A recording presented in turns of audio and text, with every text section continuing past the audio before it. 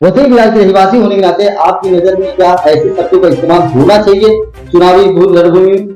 अरे मतलब वो पिछले आपने अभी बताया कि देवेंद्र जी का क्या शब्द था, आपने अभी बताया कि माननीय श्री योगी आदित्यनाथ जी का क्या शब्द था, आपने ये नहीं बताया कि पिछले बार यही हितेंद्र ठाकुर ने उद्धव ठाकरे को तो माऊ बोला था और ये तक कहा था कि मुझे तो डाउट है कि ये बाला साहेब का लड़का भी है कि नहीं। अगर वो उनकी माँ के ऊपर जा सकते हैं, वो भी मतलब जो माँ नहीं है इस धरती पे, जो माँ नहीं है, जो खत्म हो चुकी है, एक स्वर्गवासी महिला के ऊपर वो संशय डाल रहे हैं कि मुझे डाउट है कि इनका लड़का ने, मतलब तुम किसी महिला के चरित्र पे, वो भी स्वर्गवास हुई महिला के चरित्र पे, वो भी इतने बड़े आदमी की बीवी के ऊपर तुम अगर उंगली उठा सकते हो तो तुम्हारी लायकियत क्या है? तुम कीचड़ हो, तुम गोबर हो, मतलब मेरे तो यही समझ गया। वो है ही उस लायक कि उनको कुछ भी शब्द बोल दिया जाए।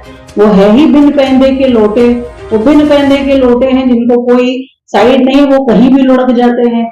कभी वो कांग्रेस के साथ होते हैं, कभी वो भाजपा के साथ होते हैं, कभी वो कहीं होते हैं, तो वो बिन पैंदे के लोटे हैं। और जो बिन पैंदे का लोटा है वो उसी लायक होता है कि उसको जितना बोला जाए उतना कम है और जितना और बोला जाएगा वो भी कम है। इंकलाब न्यूज लाइव, खबरों का एक्सप्रेस।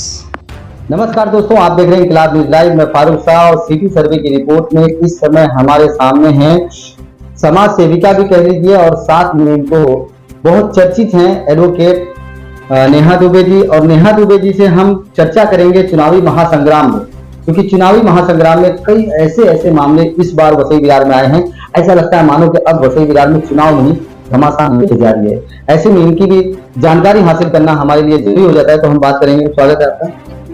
जैसे हर बार चुनाव आता है वैसे इस बार भी चुनाव है, परंतु यह चुनाव एक परिवर्तन के लिए लड़ा जा रहा है।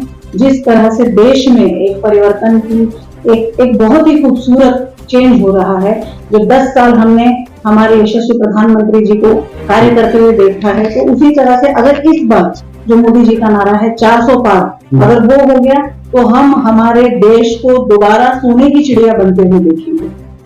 तो हितेंद्र ठाकुर के शब्द आप लोग हमको बताते नहीं है। आप लोग जो है हमको हमारे शब्द, मतलब हमारे नेताओं के शब्द बता गए। हमारे नेता तो खाली वही कर रहे हैं कि जो उनको सही लग रहा है, जो अपने दृष्टिकोण से देख रहे हैं वो लोग बता रहे हैं। और योगी जी ने क्या कहा था? योगी जी ने कहा था कि मुझे बताया गया है कि ये लोग वो है कि साथ में लेके पीठ में छुरा बोलते हैं। तो क्या गलत कहा था? सच ही तो कहा था। योगी जी ने पिछली बार अपने भाषण में यही कहा था, और इस बार अगर देवेंद्र जी ने कहा है तो क्या गलत कहा है? उन्होंने कहा वसई वालों को वसई में निपटा देंगे। वसई वालों का मतलब होता है वसई के आमदार को हम वसई में निपटा देंगे। कहाँ निपटाएंगे? चुनाव में निपटाएंगे। चुनाव में उनको वहां खत्म कर देंगे, उनको हरा देंगे तो वहां खत्म हो जाएंगे वो। कितना % कॉन्फिडेंस के साथ आप कह सकते हैं कि वसई विरार में भारतीय जनता पार्टी आएगी? अभी तो मैं आपको एट प्रेजेंट 100% कह सकती हूँ, क्योंकि जिस तरह से नाला सुपारा का माहौल हुआ है, आप देखें, आपने देखा कि पिछली बार वसई के अंदर अमित शाह जी आए। अमित शाह जी को वेलकम करने के लिए पूरी तरह से वसई तालुका खड़ा था। और अब जब योगी जी आ रहे हैं, मतलब योगी जी महाराज जी का आना ही यहाँ पर, मतलब पूरे नाला सुपारा एकदम खुश है, एकदम मस्त है, और सब हर हर गंगे हर हर मोदी चालू है, नजर के नारे, सब एकदम खुश है, सब जोश में है। और ये जोश बता रहा है, ये सभी जोश, और ऐसा नहीं है कि इसमें उत्तर भारतीयों का जोश है। आप बिलीव नहीं करेंगे, हमारे कई सारे मित्र जो महाराष्ट्रियंस बिलोंग करते हैं, जो गुजराती है, जो उत्तराखंड के हैं, कई लोग वहां जमा हो रहे हैं सिर्फ ये कह के अरे योगी जी तो हमारे हैं। और सबका ये है कि योगी जी हमारे हैं, हमको एक बार तो योगी जी को देखना है, उनको लाइव सुनना है। तो उनको देखने का, उनको सुनने का लोगों में जो उल्लास है, जो जोश है, वो जोश बता रहा है कि 100% हम जीत के आ रहे हैं। और 3 ऑप्शन के साथ मैं आपसे पूछूंगा कि अगर भारतीय जनता पार्टी वसई विरार में आती है तो इन तीनों में से कौन से बेस पर आएगी? पहला सवाल है कि क्या बीजेपी कार्यकर्ताओं के बेस पर, या फिर जो बड़े चेहरे वसई विरार में उतरे हैं चुनावी मैदान में, जिन्होंने आके स्टार प्रचारक का रूप धारण किया, स्टार प्रचारक का काम किया है, उन चेहरों के दम पे, या फिर विकास पे? अभी मैं आपको बताती हूँ, एक चुनाव लड़ना और उस चुनाव को जीतना, ये चीज के लिए एक बहुत बड़ा कॉम्बिनेशन होता है। चुनाव अगर लड़ना है तो सिर्फ कार्यकर्ता नहीं, सिर्फ विकास नहीं, सिर्फ चेहरा नहीं, ऐसा नहीं हो सकता। ये तीनों को जब आप कंबाइन करेंगे तो ही कुछ होगा। आज कार्यकर्ताओं के बीच में भरपूर उल्लास है, भरपूर जोश है। क्यों? क्योंकि हमको हमारा एक्चुअली चुनाव चिन्ह मिला है। भारतीय जनता पार्टी का चुनाव चिन्ह कमल मिला है, ये खुशी हम लोगों के बीच में, और हम लोग बहुत खुश है। और हमारा जो आत्मबल है ये कौन बढ़ा रहे थे? जो हमारे स्टार प्रचारक जो हमारे पास आ रहे हैं, चाहे वो अमित शाह जी आ रहे हैं, चाहे आपने देखा पुष्कर धामी के जो मुख्यमंत्री आए प्रेजेंट उत्तराखंड के वो आए, चाहे लोढ़ा जी आए, चाहे विनोद तावड़े जी आए, चाहे अभी आप देख रहे हैं कि योगी आदित्यनाथ जी आने वाले हैं, देवेंद्र जी आते गए। तो ये सब जो है ये कार्यकर्ताओं में ताकत देते आकर। तो ये है, और सबसे इम्पोर्टेंट मोदी जी का साथ और उससे ज्यादा मोदी जी का विश्वास। जो मोदी जी ने विकास के सपने लोगों को दिखाए, उन्होंने बाकी अन्य पार्टियों की तरह सिर्फ सपने दिखा के छोड़ नहीं दिया, उन्होंने 10 साल में उन सपनों को साकार करके दिखाया। और जनता को भली भांति पता है कि अगर मोदी दोबारा पास आए तो ये जरा देर नहीं लगेगी, हमारा भारत देश सोने की चिड़िया था और अब इस आने वाले 5 साल में हमारा भारत देश दोबारा सोने की चिड़िया हो जाए। मैं पूछना चाहूंगा कि इस बार अगर भारतीय जनता पार्टी जीत के आती है तो इसका श्रेय किसके सर जाएगा? क्या बीजेपी के समर्थित पार्टियों के साथ में जोड़ बैठा करके, या फिर सिर्फ और सिर्फ सिंबल के नाम पे? मैंने दोबारा फिर कह दी, जब लड़ाई में सब साथ है तो जीत में भी सब साथ। आपने सिंबल की बात की कि हमारा ये कार्यकर्ताओं का उल्लास मैंने आपसे कहा, ये कार्यकर्ताओं में जोश कहाँ से है? तो सबसे इम्पोर्टेंट तो सिंबल। देखिए, जिसको सिंबल मिल जाता है तो ज्यादा खुश होता है। क्यों? क्योंकि मोदी की गारंटी है, और मोदी की गारंटी खुद कमल निशान है। तो सबको पता है मोदी जी की गारंटी, और जहाँ कमल है वहां तो धन मोदी जी को देख के वोट देना। तो हमारे तो कंपटीशन में इस वक्त पालघर जिला में कोई नहीं है। मोदी जी की गारंटी है और पब्लिक जानती है, मोदी जी का साथ सबका विकास, वही वाला बात है। और अंत में एक सवाल और पूछूंगा कि अगर भारतीय जनता पार्टी सत्ता में आती है, यहाँ पर अगर अपना कब्जा बनाए रखती है, तो आपकी सबसे प्राथमिकता किस बात पे होगी? यहाँ के विकास में कौन सी बातों पे आपकी सबसे ज्यादा प्राथमिकता होगी, जिसकी मांग करेंगे? देखिए, सबसे पहले तो मैं हमारा मांग शुरुआत से सबसे फर्स्ट मांग है हमारा यहाँ पर मल्टी स्पेशलिस्ट हॉस्पिटल तैयार होने का। आपको जानकारी होगी, सरकारी या प्राइवेट? सरकारी मल्टी स्पेशलिस्ट हॉस्पिटल होने का। प्राइवेट तो है, लेकिन कैसा है, आम जनता वहां जा नहीं सकते। अभी अगर आप देखेंगे जो सरकारी हॉस्पिटल है वहां पे सिर्फ नॉर्मल डिलीवरी हो रही है, वो भी अगर कोई कॉम्प्लिकेशंस हो गया, भगवान ना करे कोई कॉम्प्लिकेशंस हो गया, तो ना महिला के बचने की गारंटी है, ना बच्चे के बचने की गारंटी है। तो अच्छे डॉक्टर्स के साथ, अच्छी सुविधाओं के साथ सरकारी मल्टी स्पेशलिस्ट हॉस्पिटल होना जरूरी है। अगर आपको जानकारी होगी, मेरे हिसाब से जानकारी है, अशोले के सर्वे नंबर 6 पर उद्धव ठाकरे जी ने रिमोट कंट्रोल से लॉकडाउन के दौरान वहां पर उद्घाटन किया था, भूमि पूजन किया था कि यहाँ पर 200 बेड का हॉस्पिटल बनेगा। परंतु क्या हो गया, यही बहुजन विकास आघाड़ी के कुछ नगर सेवकों ने जाके वो उसका विरोध किया। क्यों विरोध किया? क्योंकि उनको वहां से निजी आर्थिक फायदा है, वहां के अवैध निर्माण से, जो उस क्षेत्र में और उसके आसपास में बने हुए अवैध निर्माण है उसके वजह से। उसके अलावा जब हम हॉस्पिटल का डिमांड कर रहे हैं हम, ताकि यहाँ के लोगों को अच्छी सुविधाएं मिल सके, अच्छी सहायता मिल सके। आज आपको पता है, अगर रेलवे का एक्सीडेंट होता है या रोड का कोई बड़ा एक्सीडेंट हो जाता है, तो हमारे यहाँ वो ये जो सरकारी अस्पताल है उनमें ये सुविधाएं नहीं है कि उनका तुरंत इमीडिएटली इमरजेंसी ट्रीटमेंट दे सके। हमको पेशेंट लेकर भागना पड़ता है शताब्दी या बॉम्बे कहीं पे जाना पड़ता है, या कोई बड़ा बीमारी हो गया तो भी उसके लिए हमको बॉम्बे जाना पड़ता है, क्योंकि यहाँ पे केपेबल नहीं है। तो ये ऐसा क्यों है? तो इसीलिए सबसे फर्स्ट प्राथमिकता हमारी है हॉस्पिटल की, सरकारी मल्टी स्पेशलिस्ट हॉस्पिटल। उसके अलावा ये तो हमारा खुद का पर्सनल हमारा अर्जी हमने किया है कि हमको यहाँ पे सरकारी अच्छा सरकारी स्कूल चाहिए। आज जितनी स्कूल्स हैं यहाँ पर, वो कैसी स्कूल्स है?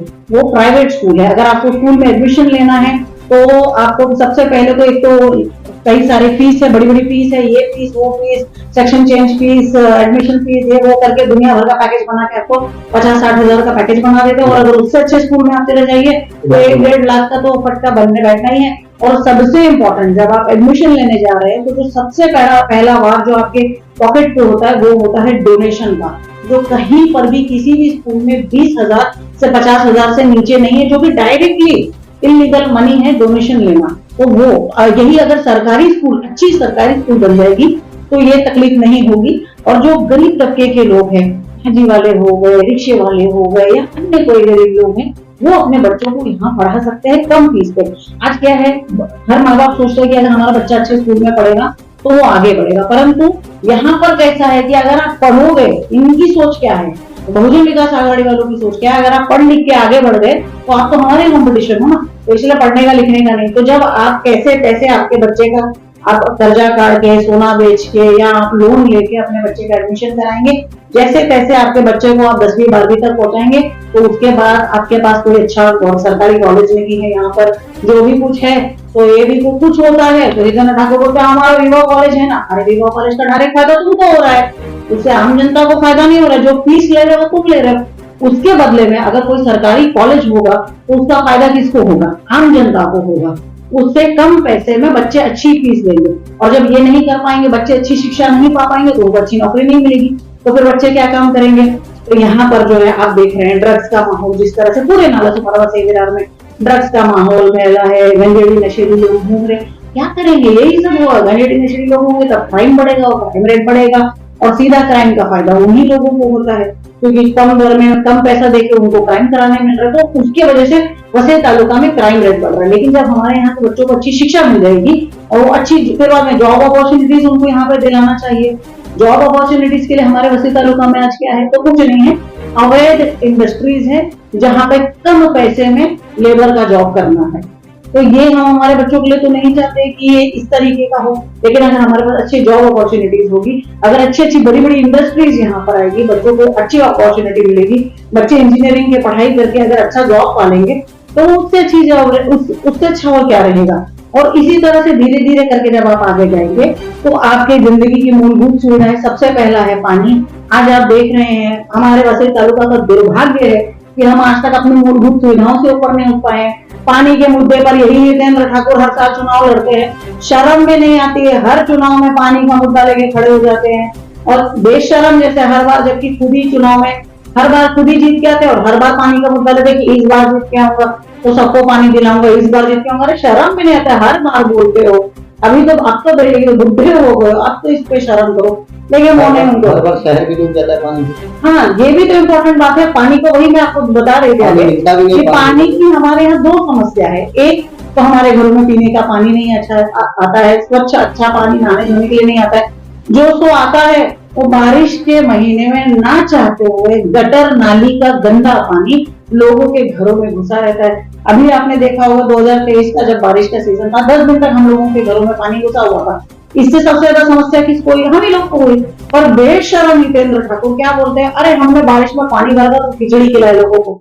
अरे पानी भी तो तुम्हारे वजह से भरा ना, जो तुमने वो जो ऑर्किड वाला जो बनाया है मॉल, जो विरार से नाला बनते हुए आ रहा है, अगर आप कवर करिए, मैं तो आपको बोलूंगी कि आप जाइए और इस चीज को कवर करिए कि जो विरार से नाला बनते हुए आ रहा है, अचानक वो नाला ऑर्किड मॉल के यहाँ जाके, जो पुलिस स्टेशन समझो नया मॉल बन रहा है, उसके यहाँ जाके अचानक छोटा कैसे हो जाता है? तो जब उसके यहाँ जाके छोटा हो जाता है तो पानी रुक जाता है, और जब पानी रुक जाता है तो लोगों के यहाँ पानी भर जाता है, और असली जड़ वो ऑर्किड मॉल है जहां से पानी पूरे नाला सुपारा में भर रहा है।